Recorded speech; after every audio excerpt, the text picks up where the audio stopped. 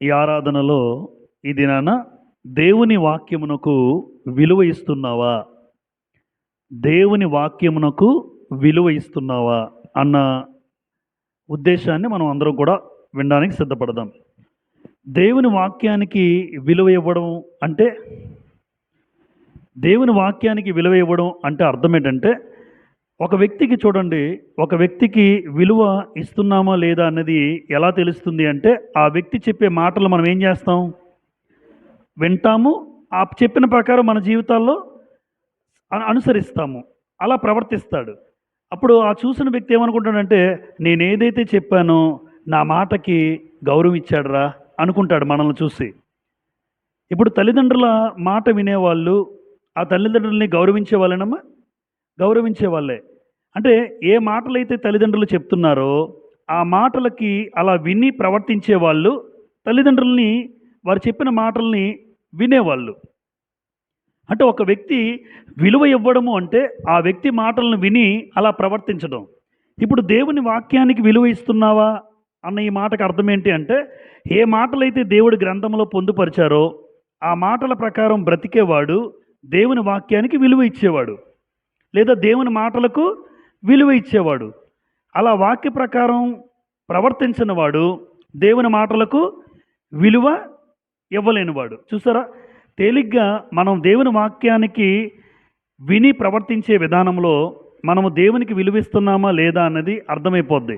తల్లిదండ్రుల మాట విననివాడు ఆ తల్లిదండ్రులకు విలువ ఇవ్వలేనివాడు. అంతే. తల్లిదండ్రుల మాట వినలేదు అంటే ఆ తల్లిదండ్రులకు ఆ మాటలకు వాడు విలువ ఇవ్వలేదు. మరి దేవుని మాటలు నేను వినలేదు, అలా ప్రవర్తించలేదు అంటే అర్థం ఏంటంటే, దేవుని మాటలకు నేను విలువ ఇవ్వలేదు అంటే దేవుని వాక్యానికి నేను విలువ ఇవ్వలేదు. ఆలోచించండి. క్రైస్తవుడిగా దేవుని వాక్యానికి విలువ ఇవ్వకపోతే అసలు క్రైస్తవ జీవితము అనిపించుకుంటుందా లేదా? ఆలోచించండి. కనుక దేవుని వాక్యానికి విలువ ఇవ్వడం, ఒకవేళ దేవుని వాక్యానికి విలువ ఇవ్వకపోతే జరిగే 5 నష్టాలు. దేవుని వాక్యానికి విలువ ఇవ్వకపోతే ఒక క్రైస్తవుడి జీవితంలో తను పొందుకునే 5 నష్టాలు. ఇవి లాభాలైతే కాదు, నష్టాలు. వాక్యానికి విలువిస్తే లాభం. అదే వాక్యానికి విలువ ఇవ్వలేని వాడు దేవుని దృష్టిలో ఎలా ఉంటాడో ఒక 5 విషయాలు నేను ఇక్కడ రాశాను. ముందుగా, దేవుని వాక్యానికి విలువ ఇవ్వడం అంటే మరొకసారి దేవుడు చెప్పిన మాటల ప్రకారం తన జీవితంలో బ్రతికేవాడు. లేదు మీరు ఎన్ని చెప్పండి, ఎన్ని మాటలు చెప్పండి, నా జీవితం నా ఇష్టం అనేవాడు దేవుని మాటలకు విలువ ఇవ్వలేనివాడు. మొట్టమొదటిగా దేవుని వాక్యానికి విలువ ఇవ్వలేని వాడిని దేవుడు ఎలా చూస్తున్నాడు చూడండి. అవివేకులు, మందమతులు అన్నాడు. మందమతి అంటే ఏదో బ్రతుకుతుంటాడు అంతే, కానీ ఎలా బ్రతుకుతున్నాడో తన ఇష్టానుసారంగా తన ఉద్దేశాన్ని బట్టి బ్రతికేవాడు. అవివేకి అన్నాడు అంటే ఫూల్. మా ఇంగ్లీష్లో ఫూల్ అంటారు. అవివేకి అంటే జ్ఞానము లేనివాడు, వివేకము లేనివాడు. మందమతి. ఎవరు అవివేకులు, మందమతులు? ఎవరైతే దేవుని వాక్యానికి విలువ ఇవ్వలేనివాడు. లూకాసు వార్త 24వ అధ్యాయం. లూకాసు వార్త 24వ అధ్యాయం. ప్రభు అయిన యేసు ప్రభు వారు మాట్లాడుతూ, లూకాసు వార్త 24వ అధ్యాయం 25వ వచనం చూడండి. 24, 25. అందుకాయన, ఆయన అంటే యేసు ప్రభువారు, అవివేకులారా. అమ్మ ఎలా పిలిచాడు? అవివేకులారా అంటే వివేకం లేని వారులారా అన్నాడు. ఎవరు వివేకం లేనివారు? తర్వాత, ప్రవక్తలు చెప్పిన అన్నిటినీ నమ్మని మందమతులారా అన్నాడు. అంటే అవివేకులు, మందమతులు ఎవరు? ప్రవక్తలు చెప్పిన మాటలన్నీ నమ్మని వారు. ఇప్పుడు ప్రవక్తలు చెప్పిన మాటలు ఎవరివి? దేవునివి. అలా అనమాట. అంటే ప్రవక్తలు తీసుకొచ్చిన మాట, ఈరోజు సువార్థికులు చెప్పిన మాటలు వాళ్ళవి కాదు, వాళ్ళ సొంత మాటలు కాదు, దేవుని మాటలే. ఆయా కాలాల్లో, పాత నిబంధన కాలంలో ప్రవక్తలు ఉన్నారు, ఈ కాలంలో సువార్థికులు అన్నారు. అంటే దేవుని మాటలు తీసుకొస్తున్నటువంటి వాటిని ఆ రోజు ప్రవక్తలు తెస్తే ఆ ప్రవక్త మాటలు వినలేని వాళ్ళని చూసి యేసుప్రభు ఏమంటున్నారంటే, అవివేకులారా అన్నాడు, మందమతులారా అన్నాడు. ఎవరు అవివేకులు, ఎవరు మందమతులు అంటే, ఎవరైతే దేవుని వాక్యం వాళ్ళ దగ్గరికి వస్తున్నా ఆ దేవుని వాక్యానికి చెవి ఇవ్వని వారు, ఆ దేవుని వాక్యానికి విలువ ఇవ్వలేదు, ఆ దేవుని వాక్యాన్ని నమ్మలేదట. నమ్మని వారలారా అన్నాడు. కాబట్టి దేవుడు అవివేకులు మందమతులు ఎవరు అంటే దేవుని దృష్టిలో దేవుని వాక్యానికి విలువ ఇవ్వలేని వాడు అవివేకి. అవివేకి. ఇర్మియా గ్రంథం 6వ అధ్యాయం. ఇర్మియా గ్రంథం 6వ అధ్యాయం. ఇర్మియా గ్రంథం 6వ అధ్యాయం 17, 18, 19 వచనాలు చూడండి. ఇర్మియా 6వ అధ్యాయం 17, 18, 19.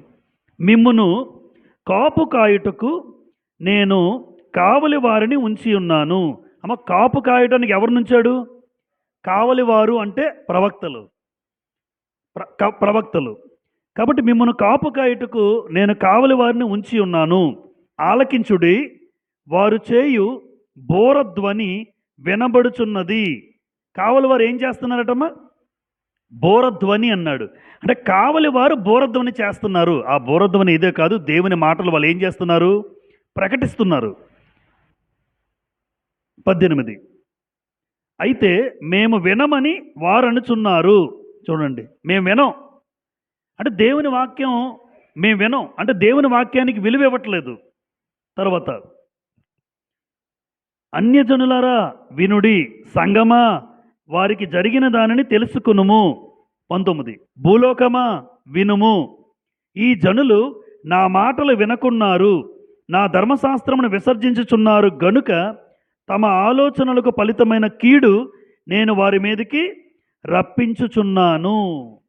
ఎప్పుడైతే దేవుని వాక్యానికి విలువ ఇవ్వట్లేదో దేవుడు అంటున్నాడు, వాళ్ళకి వచ్చిన కీడు మీరు చూడండి. సంగమా, ఇప్పుడు సంఘం ఏం ఆలోచించాలి? పాత నిబంధన కాలంలో ప్రవక్తలు ఎవరైతే దేవుని మాటలకు విలువ ఇవ్వలేదో ఆ ఇశ్రాయేలీలు లేదా ఆ యూదులు 70 సంవత్సరాల చెరలోకి వెళ్ళిపోయారు. ఇప్పుడు అదంతా క్రైస్తవులకు తెలియాలి. ఆ 70 సంవత్సరాల చెరలోకి వెళ్ళారు, వాళ్ళ మీదకి కీడు వచ్చింది.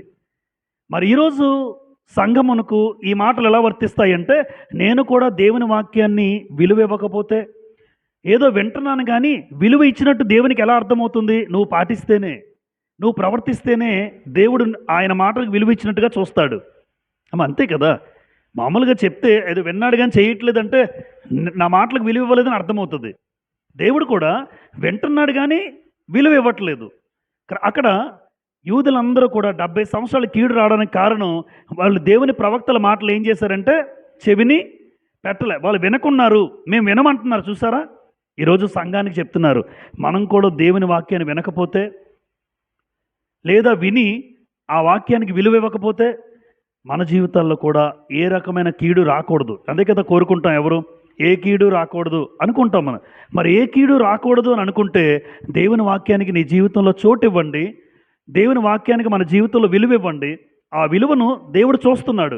నువ్వు పాటిస్తున్నావా లేదా, అనుసరిస్తున్నావా లేదా, ప్రవర్తిస్తున్నావా లేదా, నా మాటలకు విలువిస్తున్నావా లేదా అని ఏ క్రైస్తవుడి జీవితమైనా ప్రతి దినము దేవుడు పరిశీలిస్తున్నాడు.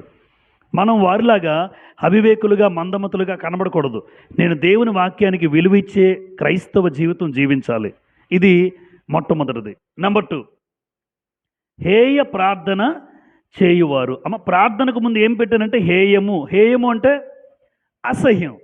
అంటే ఎవరి ప్రార్థన దేవుడికి అసహ్యం? కొంతమంది చేసే ప్రార్థన దేవుడికి ఇష్టం ఉండదట. ఎవరి ప్రార్థన అసహ్యం? సామెతల గ్రంథం 28వ అధ్యాయం.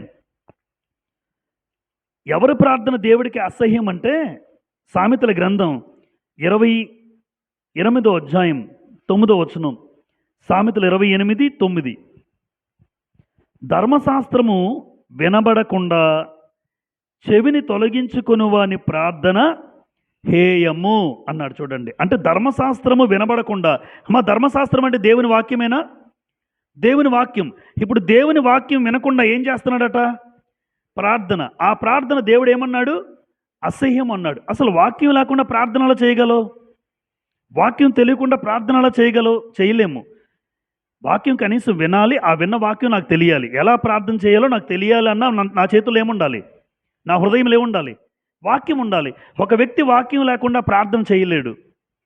ఎలా ప్రార్థన చేయాలో తెలియదు, ఏ ఉద్దేశాన్ని బట్టి ప్రార్థన చేయాలో తెలియదు. అంటే ఎవరు దేవుని వాక్యానికి విలువ ఇవ్వలేని వాడు ఎవరంటే, ఎవరైతే దేవుని ధర్మశాస్త్రాన్ని అయిన దేవుని వాక్యాన్ని పక్కన పెట్టి ప్రార్థన మాత్రం చేస్తుంటాడు, వాక్యం మాత్రం విలువ ఇవ్వడు, వాక్యం దగ్గరికి రాడు, వాక్యం చదవడు, కానీ ప్రార్థన చేసుకుంటారని ఏదో తూతూ మంత్రంగా చేసేవాళ్ళు ఉంటారు. అలాంటి వారి ప్రార్థన దేవుడికి అసహ్యము అన్నాడు. అసహ్యం. కాబట్టి క్రైస్తవుడి జీవితంలో దేవుని వాక్యానికి విలువ ఇవ్వలేని వాడు ఎంత ప్రార్థన చేసినా ఆ వ్యక్తి ప్రార్థన దేవుడు వినడు. ఈరోజు దేవుని వాక్యానికి విలువ ఇవ్వకుండా నేను కూడా ప్రార్థన చేస్తే నా ప్రార్థన కూడా దేవుడు వినడు. ముందు నేను దేవుని వాక్యానికి విలువ ఇవ్వాలి. ఆ విలువ ఇవ్వడం నా బ్రతుకులో చూపించాలి, నా జీవితంలో తెలియాలి, నా ప్రవర్తనలో తెలియాలి. అలా నా జీవితంలో ప్రవర్తించి ఆయన వాక్యానికి ఎప్పుడైతే విలువిస్తానో ఆ వ్యక్తి చేసిన ప్రార్థన దేవుడు ఖచ్చితంగా వింటాడు.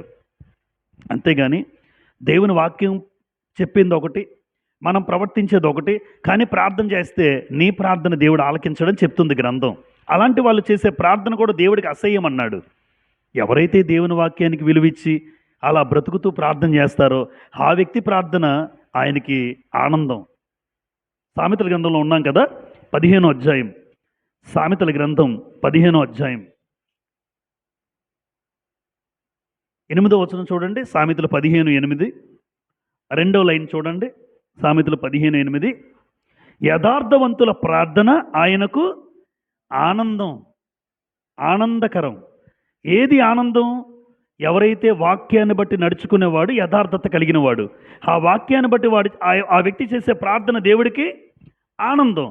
కానీ ధర్మశాస్త్రం ఆ వాక్యాన్ని చెవిని పెట్టకుండా, అసలు వాక్యం అంటే ఆసక్తి లేకుండా, అసలు వాక్యానికి విలువ ఇవ్వలేని వాడు చేసిన ప్రార్థన దేవుడికి అసహ్యం. అదేమో ఆనందకరం, ఇదేమో అసహ్యం. కాబట్టి దేవుని వాక్యానికి విలువ ఇచ్చి నేను ప్రార్థన చేయాలి. అలా నా జీవితంలో నేను పాటిస్తూ, అనుసరిస్తూ, ప్రవర్తిస్తూ ఒక వ్యక్తి కోసం చేసే ప్రార్థన దేవుడికి ఆనందకరం. అంతేగాని దేవుని వాక్యానికి విలువ ఇవ్వకపోతే మన జీవితంలో ఎంత గొప్ప ప్రార్థన చేసినా ఆ ప్రార్థనకి విలువ లేదు, అది దేవుడికి అసహ్యం అంటున్నాడు. నెంబర్ 3, దేవుని వాక్యానికి విలువ ఇవ్వకపోతే దేవుడు ఆ వ్యక్తిని ఏమన్నాడు చూడండి. మస్కరులు, పరిశుద్ధాత్మను ఎదిరించువారు. అమ్మ, చాలా ప్రమాదం ఇది. యేసుప్రభుని తిట్టినా ఏమనలేదు, యేసుప్రభుని తిట్టారు, దూషించారు, కొట్టారు, ఏమనలేదు. కానీ పరిశుద్ధాత్మను ఎదిరిస్తే క్షమాపణ ఉండదు. అది క్రైస్తవులు తెలుసుకోవాలి. పరిశుద్ధాత్మను ఎదిరించేవాడికి క్షమాపణ ఉండదు. మరి యేసుప్రభుని తిట్టినా క్షమాపణ ఉంటుంది, గ్రంథం చెప్తుంది. ప్రభువుని తిట్టారు, కొట్టారు, దూషించారు, ఎగతాళి చేశారు, ఉమ్మేశారు, ఏది చేసినా ప్రభువుని బట్టి క్షమాపణ ఉంటుందేమో కానీ దేవుని పరిశుద్ధాత్మని ఎదిరిస్తే క్షమాపణ ఉండదు. మరి పరిశుద్ధాత్మని ఎదిరించేవారు ఎవరో తెలుసా అమ్మా? దేవుని వాక్యానికి విలువ ఇవ్వలేనివాడు. అంటే ఎంత ప్రమాదం చూడండి. ఇది కనెక్షన్ మనకు అర్థం కాదు. అసలు దేవుని వాక్యం విలువ ఇవ్వకపోతే పరిశుద్ధాత్మని ఎలా ఎదిరించడం? అలాంటి వారిని ఎలా చూస్తాడంటే ముష్కరులు. ముష్కరులు అంటే చూడండి, బాంబ్ బ్లాస్టులు చేస్తుంటారు. ఒక హోటల్నే మనం చూస్తాం, మనం బొంబాయిలోని, ముంబైలోని, ఢిల్లీలోని రకరకాల బాంబ్ బ్లాస్టులు జరుగుతుంటాయి. జనాలు ఎక్కడైతే ఎక్కువ ఉన్నారో ఎక్కువ మంది చనిపోవాలి, టార్గెట్స్ పెట్టుకుంటారు. వాళ్ళకి పెట్టే పేరు ఎలాంటిదంటే ఉగ్రవాదుల టైపు, ముష్కరులు అంటారు. లష్కరే తోయిబా రకరకాలు ఉంటారు వాళ్ళు. అంటే అలాంటి వాళ్ళ పేర్లు దేవుడు ఎవరికి పెట్టారు చూడండి, ఎంత దారుణం అంటే. పరిశుద్ధాత్ముడు రాయించిన మాట. అంటే నేను దేవుని వాక్యానికి విలువకపోతే నేను దేవునికి ఎలా కనబడతాను? ముష్కరుడిగా కనబడతావు. అంటే అలాంటి వారితో దేవుడు పోల్చాడు. అపోస్తుల కార్యాలు 7వ అధ్యాయం ఆ మాట అక్కడ చూస్తాం చూడండి. అపోస్తుల కార్యములు 7వ అధ్యాయంలో ఈ ముష్కరులు అన్న మాట మనం చదువుతాం. అపోస్తుల కార్యములు 7:51. అపోస్తుల కార్యములు 7:51 ప్రారంభం చూడండి ఎలా ఉందో. ముష్కరులారా అన్నాడు. ఎవరు ముష్కరులు? తర్వాత చెప్తున్నాడు, హృదయములను చెవులను దేవుని వాక్యమునకు లోపరచ నొల్లని వారలారా అన్నాడు. అంటే హృదయము చెవి దేనికి ఇవ్వలేని వాళ్ళు? దేవుని వాక్యానికి హృదయమే ఇవ్వాలి. 2, అందుకే అంటాడు చెవి గలవాడు వినుగాక. ప్రకటన గ్రంథం 2వ అధ్యాయంలో చూస్తాం, చాలాసార్లు రాయబడింది. అంటే చెవి గలవాడు వినుగాక అంటే ఈ చెవులు ఆత్మ సంబంధంగా ఉండాలి. దేవుని మాటలకు చెవి ఇవ్వాలి, చెవితో పాటు హృదయం ఇవ్వాలి. ఎవరైతే దేవుని వాక్యం విని వెళ్ళిపోతారు, కొంతమంది జస్ట్ వింటారు వెళ్ళిపోతారు, కానీ ఆ వాక్య ప్రకారం ఉన్నారా అంటే ఉండరు. అలాంటి వాళ్ళు దేవుని దృష్టికి ముష్కరులు. అలాంటి వారు ముష్కరులు. ఇంత గొప్పగా మనకి దేవుని వాక్యం దేవుడు మాట్లాడుతుంటే నేను దేవునికి ముష్కరుడుగా కనబడకూడదు. నా హృదయము దేవుని వాక్యానికి ఇస్తాను, నా చెవి దేవుని వాక్యానికి ఇస్తాను. ఎవరైతే హృదయపూర్వకంగా చెవిని దేవుని వాక్యానికి ఇస్తారో ఆ వ్యక్తులు ముష్కరులు కాదు. ఒకవేళ ఇవ్వకపోతే నువ్వు ముష్కరుడివి. అందుకే ప్రారంభం అన్నాడు 51లో, ముష్కరులారా అన్నాడు. హృదయములను చెవులను దేవుని వాక్యమునకు లోపరచనొల్లని వారలారా, మీ పితరుల వలె మీరును ఎల్లప్పుడూ పరిశుద్ధాత్మను ఎదిరించుచున్నారు. ఇంతకీ పరిశుద్ధాత్మను ఎదిరించే వాళ్ళు ఎవరు? పరిశుద్ధాత్మను ఎదిరించేవారు ఎవరు? ఎవరైతే దేవుని వాక్యానికి హృదయం ఇవ్వరో, ఎవరైతే దేవుని వాక్యానికి చెవి ఇవ్వరో వాళ్ళు పరిశుద్ధాత్మను ఏం చేసినట్టు? ఎదిరించినట్టు. ఎప్పుడు మనం పరిశుద్ధాత్మను ఎదిరించకూడదమ్మా. మరొకసారి జ్ఞాపకం చేస్తున్నాను. ఇప్పుడు తెలియకుండానే చాలామంది సంఘానికి వచ్చిన వాళ్ళు ఏం చేస్తున్నారంటే వింటున్నారు కానీ అలా చేయట్లేదు, వింటున్నారు కానీ చేయట్లేదు. అలా చేయడం ఎంత ఎంత ప్రమాదకరం అంటే ఆ వ్యక్తి పరిశుద్ధాత్మను ఎదిరించడం. మత్తయి సువార్త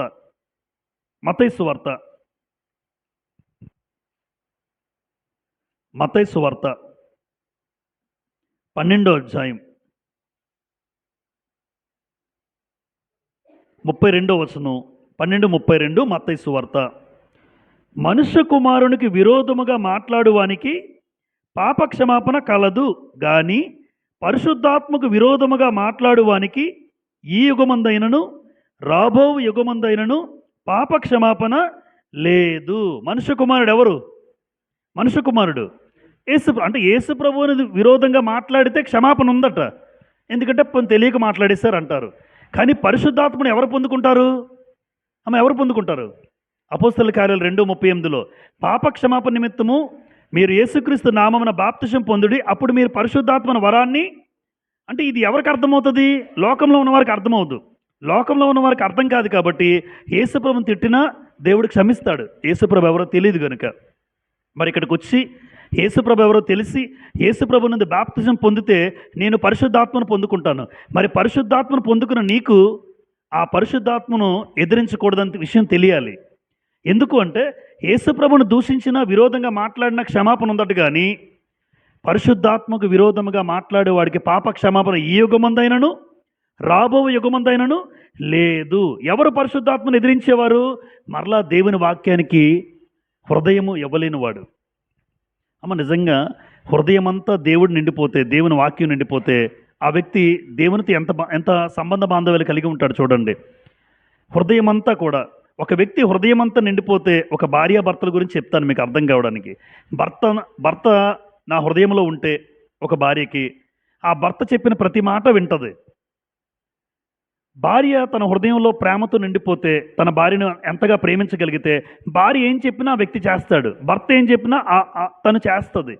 ఇది మీకు అర్థమైతే హృదయం అంతా కూడా దేవుని వాక్యంతో నిండిపోతే, అందుకే దేవుని వాక్యాన్ని హృదయం ఇస్తే ఖచ్చితంగా ఆ వ్యక్తి ఆ పని చేస్తాడు, దేవుని వాక్యానికి విలువిస్తాడు. ఎందుకంటే ఆ మాటలన్నీ హృదయంలో నిండిపోయే గనుక. ఇప్పుడు నేను ముష్కరుణ్ణి పరిశుద్ధాత్మను ఎదిరించే వాళ్ళు ఎవరు అంటే ఎవరైతే దేవుని వాక్యానికి చెవి ఇవ్వని వారు, చెవి ఇచ్చిన ఆ వాక్య ప్రకారం బ్రతకని వారు. పరిశుద్ధాత్మను ఏం చేసేవారమ్మా?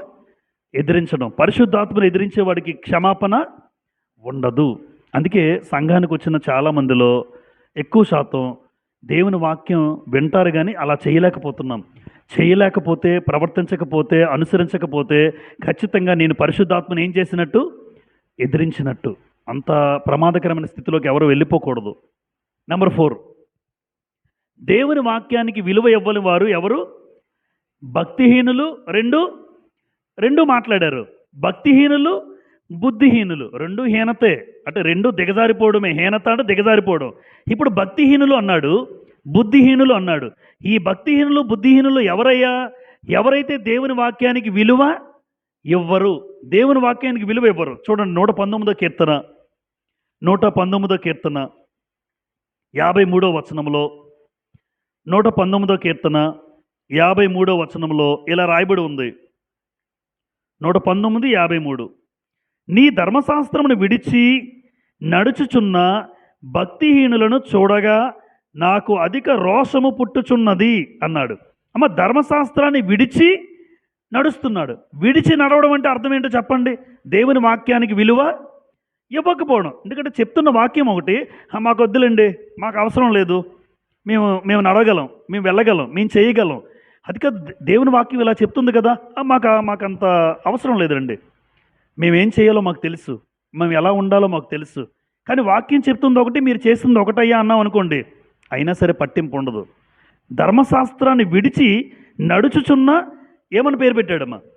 భక్తిహీనులు. అంటే దేవుని వాక్యానికి విలువ ఇవ్వకుండా నీకు తోచింది నువ్వు చేస్తూ ఉంటే దేవుడు చూసేది భక్తిహీనుడు. ఈరోజు ఎంతమంది ఉంటారు చూడండి. ఆయన వాక్యం చెప్తుంది ఒకటి, మన జీవితంలో నాకు ఏది తోచితే అది చేస్తాను. నా జీవితంలో, నా కుటుంబంలో, నా బిడ్డల జీవితాల్లో అనేక సందర్భాలు అనేక కార్యక్రమాలు చేస్తుంటాం మన కుటుంబాల్లో. అంటే చేస్తున్న ప్రతి కార్యక్రమంలో కూడా దేవుని వాక్యానికి చోటు ఇవ్వాలి. వాక్యం చెప్పిందా చెయ్యండి, వాక్యం చెప్పకపోతే అలా చేయకూడదు. చెప్పాను ఉదయం, పలానా వాళ్ళు చెప్పారండి, రక్త సంబంధి చెప్పాడండి, మా దగ్గర చుట్టం చెప్పాడండి. దగ్గర చుట్టం చెప్పినా, రక్త సంబంధి చెప్పినా దేవుని వాక్యం చెప్పిందా లేదా, దేవుడు చెప్పాడా లేదా అని చేసేవాడు భక్తిపరుడు. అలా కాకుండా దేవుని వాక్యానికి విలువ ఇవ్వకుండా ఆ ధర్మశాస్త్రాన్ని విడిచిపెట్టి ఎవరైతే నడుస్తూ ఉంటారో, ఎవరైతే చేస్తూ ఉంటారో ఆ వ్యక్తులను దేవుడు ఏమన్నాడంటే భక్తిహీనులు అన్నారు. అందుకే వాక్యానికి విలువిస్తే నీ జీవితంలో జరిగే ప్రతి కార్యక్రమం వాక్యాన్ని బట్టి నడుస్తావు. వాక్యాన్ని పక్కన పెడితే ఏదైనా చేయొచ్చు, ఎలాగైనా చేయొచ్చు మన జీవితంలో, మన కుటుంబాల్లో కార్యక్రమాలు. కానీ వాక్యాన్ని బట్టి మన కుటుంబాల్లో కార్యక్రమాలు జరగాలి. అది మనకు క్షేమం, అది మనకు ఆశీర్వాదం. వాక్యాన్ని విడిచిపెట్టి ఎప్పుడు ఏ కార్యక్రమాలు మన కుటుంబాల్లో జరగకూడదు. అలా జరిగితే అది భక్తిగా చూడ్డ దేవుడు భక్తిహీనతగా చూస్తున్నాడు. భక్తిహీనులు అనేశాడు. 2 బుద్ధిహీనులు అన్నారు కదా, మత్తయి సువార్త 7వ అధ్యాయం. ఎవరు బుద్ధిహీనులు అంటే యేసుప్రభు చెప్తున్నారు. మత్తయి సువార్త 7:24, 7:24-25 చూడండి. మత్తయి సువార్త 7వ అధ్యాయం 24-25. కాబట్టి ఈ నా మాటలు విని వాటి చొప్పున చేయు ప్రతివాడు బండ మీద తన ఇల్లు కట్టుకున్న బుద్ధిమంతుడు అన్నాడు. ఎవరు బుద్ధిమంతుడు? దేవుని మాటల ప్రకారం విని వాటి చొప్పున చేసేవాడు. 25 లేదంటే 26. మరియు ఈ నా మాటలు విని వాటి చొప్పున చేయని ప్రతివాడు. చేశాడా చేయలేదా? చేయలేదు. ఈ నా మాటలు విని, అంటే నా మాటలు వింటున్నారు కానీ వాటి చొప్పున చేయట్లేదు. మాటలు వింటూ చేయలేనివాడు విలువ ఇచ్చేవాడా, విలువ ఇవ్వలేనివాడా? విలువ ఇవ్వలేదు. యేసుప్రభు చెప్తున్న మాటలకు విలువ ఇవ్వలేదు. అందుకే చెప్తున్నా కూడా చేయలేదని రాశాడు అక్కడ. చూడండి, ఇసుక మీద తన ఇల్లు కట్టుకొనిన బుద్ధిహీనుని పోలి ఉండును. వాన కురిసెను, వరదలు వచ్చెను, గాలి విసిరి ఆ ఇంటి మీద కొట్టెను, అప్పుడు అది కూలబడెను. కూలిపోతారు కుటుంబం. కొన్ని కుటుంబాలు కూలిపోతాయి అంటున్నాడు. ఎవరి కుటుంబాలు కూలిపోతాయి? వాక్యాన్ని బట్టి కుటుంబం కట్టుకుంటే నిలబడుతుంది. కష్టాలు, ఇరుకులు, ఇబ్బందులు, బాధలు, సమస్యలు, శ్రమలు, శోధనలు, బాధలు, అనారోగ్య పరిస్థితులు, ఆర్థిక పరిస్థితులు దిగజారిపోవడం, ఎన్ని పరిస్థితులు వచ్చినా వాక్యం మీద కట్టుకున్న వాడి ఇల్లు నిలబడుతుంది. వాక్యం మీద కట్టుకోకుండా దేవుని వాక్యానికి చెవి ఇవ్వకుండా ఆ మాటలు విని కూడా అలా చేయని వాడు బుద్ధిహీనుడు. అటువంటి వ్యక్తి యొక్క ఇల్లు ఏ రోజైనా కూలిపోద్ది. ఏ రోజైనా కూలిపోద్ది. అంటే వాక్యానికి విలువ ఇచ్చే ఇల్లు ఎంత బాగుంటుందో చూడండి. దేవుని వాక్యానికి విలువ ఇచ్చే వ్యక్తి జీవితంలో, కుటుంబంలో ఆనందం, సంతోషం, సమాధానం. అదే వాక్యం లేకపోతే ఎంత డబ్బున్న ఆనందం ఉండదు, సంతోషం ఉండదు. ఆ వాక్యానికి విలువ ఇచ్చే ఇల్లు నిజంగా సంతోషకరంగా ఉంటుంది అంటున్నాడు ప్రభువు. నిలబడుతుంది అంటున్నాడు. చివరిగా శాపగ్రస్తులు. పెద్ద మాటే. శాపం అంటే ఎవరు ఇష్టపడరు. మనం ఏమి ఇష్టపడతాం? ఆశీర్వాదమే కోరుకుంటాం, కానీ ఏమి రాకూడదు. మరి శాపగ్రస్తులు ఎవరు? దేవుని వాక్యానికి విలువ ఇవ్వలేని వాడు శాపగ్రస్తుడు. ఇర్మియా గ్రంథం 11వ అధ్యాయం. చివరిగా 2 మాటలు. ఇర్మియా గ్రంథం 11వ అధ్యాయం. ఇర్మియా గ్రంథం 11వ అధ్యాయం చూడండి, 3వ వచనం. ఇర్మియా 11:3. ఇశ్రాయేలు దేవుడైన యెహోవా సెలవిచ్చినదేమనగా, ఈ నిబంధన వాక్యములను విననొల్లని వాడు శాపగ్రస్తుడగును. నిబంధన వాక్యములను విననొల్లని వాడు అంటే దేవుని యొక్క నిబంధన. పాత నిబంధనలో ఏ నిబంధన? అది ధర్మశాస్త్రం. ఇప్పుడు మనకిచ్చిన క్రీస్తు ద్వారా వచ్చిన నిబంధన ఏది? క్రొత్త నిబంధన. ఏదైనా ఈరోజు క్రైస్తవులందరూ ఒక నిబంధనలో ఉన్నారు. నిబంధన అంటే ఒప్పందం. భార్యాభర్తల పెళ్లి రోజు ఎలాగైతే ప్రామిసులు చేసుకుంటారు కదా, అందరి ముందు, సంఘం ముందు, దేవుడి ముందు అడుగుతుంటాడు. మధ్యలో నిలబడినటువంటి వ్యక్తి రిజిస్టర్ దగ్గర అడుగుతుంటారు. ఆయన చెప్తుంటారు, ఇద్దరు నిల్చుంటారు, మైకులు ఇచ్చేస్తారు, చెప్తుంటారు. అంటే ఇద్దరి మధ్య ఏం జరిగింది? నిబంధన, భార్యాభర్తల నిబంధన. దానికి కట్టుబడి బ్రతకాలి. నీ భర్త ఎలాంటోడైనా, అనారోగ్యమైన, బాధలోను, సంతోషంలోను, ఆనందంలోను, దుఃఖములోను, వ్యాధి ఎందు, రకరకాలుగా ఎలాంటోడైనా అలాగే ఉంటానండి, కట్టుబడతారు చివరి వరకు. కానీ మధ్యలో మారిపోతారు చాలామంది భర్తలు, చాలామంది భార్యలు, కొన్ని సందర్భాలలో, ఎక్కువ శాతం. మరి ఆ నిబంధన ఏమైంది? భంగం అయిపోయింది. ఇద్దరూ కలిసి నిబంధన చేశారు. ఎవరి ముందు చేశారు? మనుషుల ముందు కాదు. ఉంటారు, వాళ్ళంతా తింటారు, వెళ్ళిపోతారు. మీరు చేసిన నిబంధన భార్యాభర్తలుగా దేవుడి ముందు చేశారు. ఈరోజు కూడా దేవుడు నిబంధన మనతో చేశాడు. అది వాక్యం ద్వారా, క్రీస్తు ద్వారా మనకి ఇచ్చినటువంటి వాక్యం. ఆ వాక్యం ద్వారా నిబంధన. ఎందుకంటే మనందరము కూడా వాక్యం వినే మారు మనసు పొంది బాప్తిజం తీసుకున్నాం. మరి బాప్తిజం తీసుకున్న నువ్వు యేసు ప్రభుతో నిబంధన చేసుకున్నావు. అయ్యా, నేను ఇలా బ్రతుకుతాను, నీ రక్తంలో కడగబడ్డాను, నాకు పాప క్షమాపణ ఇచ్చావు గనుక ఈ రోజు నుండి నా బ్రతుకు సరిచేసుకుంటాను, నీ కోసం బ్రతుకుతాను. ఇది నిబంధన, ఇది ఒప్పందం, ఇది అంగీకారం. అగ్రిమెంట్స్ చేసుకుంటారు. ల్యాండ్స్ విషయంలో కానీ రకరకాలుగా అగ్రిమెంట్ రాస్తారు. అగ్రిమెంట్ దేనికి అంటే ఒప్పందం చేసుకున్నారండి రెండు పార్టీలు వాళ్ళు, దానికి అనుగుణంగా సంతకాలు పెడతారు. కాబట్టి ఒప్పందం, నిబంధన అనేది ఏదైతే చేసుకున్నావో అది ఎప్పుడూ మీరకూడదు. మీరేవాడు శాపగ్రస్తుడు. భార్యను మోసం చేసే భర్త, భర్తను మోసం చేసే భార్య శాపగ్రస్తులు. ఎందుకంటే నిబంధన చేసుకుని అలా ఉండరు. దేవుడు అలాగే చూస్తాడండి. నేను కూడా దేవుని వాక్యానికి విలువ ఇచ్చేవాడు ఎవరు అంటే నిబంధన ప్రకారం నడవాలి. కానీ ఇక్కడ ఏమన్నారు చూసారా? ఇశ్రాయేలు దేవుడైన యెహోవా సెలవిచ్చినది ఏమనగా, ఈ నిబంధన వాక్యములను విననొల్లని వాడు శాపగ్రస్తుడు. ఎందుకు వింటలేదు అంటే విలువ ఇవ్వట్లేదు. అలా విలువ ఇవ్వలేనిది ఎవరట? శాపగ్రస్తుడు. మనం శాపగ్రస్తులుగా కనబడకూడదు దేవునికి. ఏ నిబంధన అయితే ప్రభు ద్వారా దేవునితో అంగీకరించామో, యేసుప్రభుని అంగీకరించి సొంత రక్షకుడిగా మనకు అంగీకరించాం. ఈరోజు యేసుప్రభు ఎవరు అంటే సంఘానికి భర్త. నా భర్త చెప్పిన మాట నేను వినాలి ఒక భార్యగా.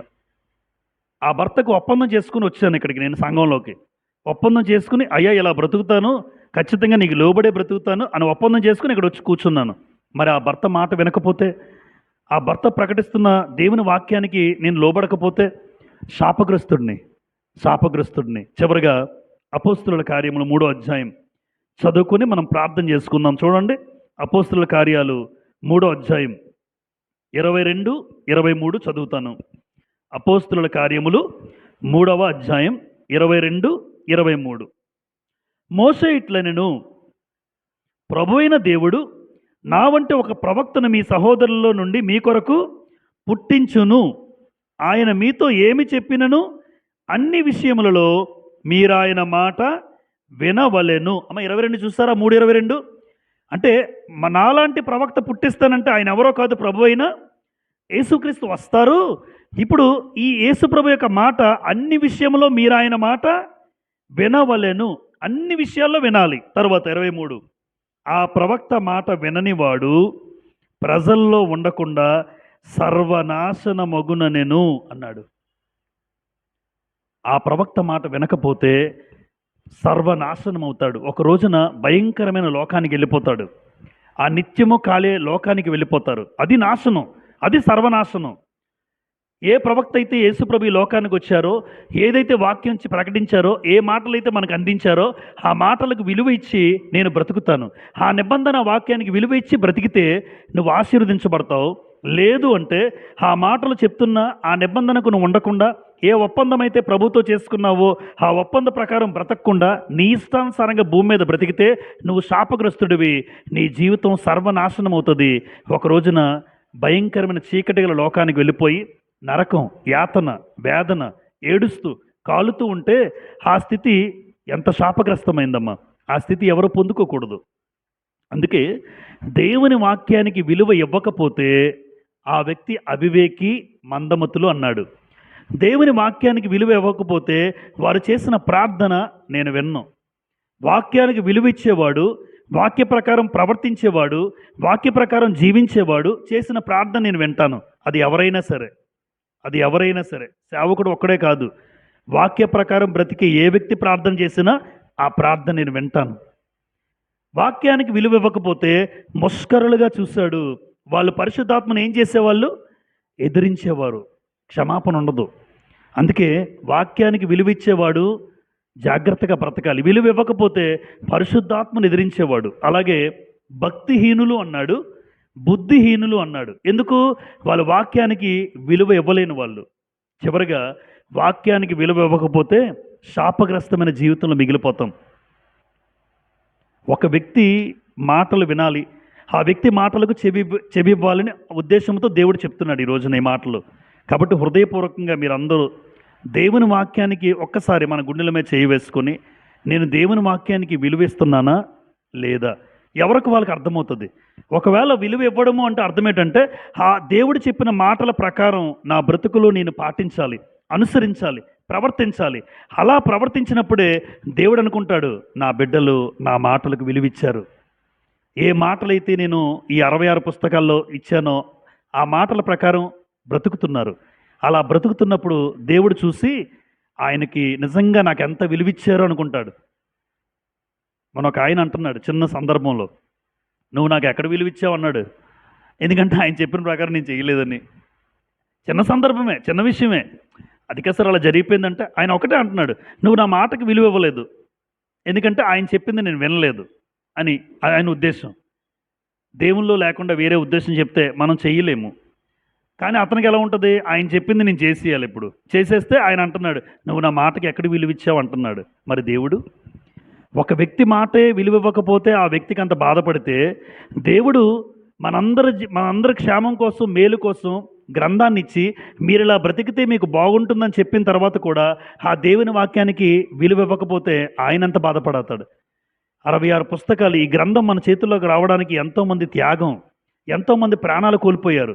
ఈ గ్రంథం మన చేతుల్లో మనకు బాగానే వచ్చింది, మనం బాగానే తెరిచి చదువుకుంటున్నాం. కానీ ఇది భూమి మీదకి రావడానికి, ఇలా లిఖించబడ్డానికి, మన చేతుల్లో తెలుగులో ఈ రీతిగా అర్థం కావడానికి ఎంతమంది ప్రాణత్యాగం చేశారో ఆ మాటలు జ్ఞాపకం చేసుకున్నప్పుడల్లా దేవుని వాక్యానికి నేను విలువ ఇవ్వాలి, అది నా జీవితంలో పాటించాలి. లేదంటే నన్ను కన్న తండ్రి ఏడుస్తాడు, నన్ను కన్న తండ్రి దుఃఖపడతాడు. ఆయన మాటకు విలువిచ్చే కుమారుడిగా, కుమార్తెలుగా మనం ఉండాలని నేను హృదయపూర్వకంగా కోరుకుంటూ ఈ మాటలు ముగిస్తున్నాను. అందరికీ ప్రభుపేట వందనములు చెల్లిస్తున్నాను.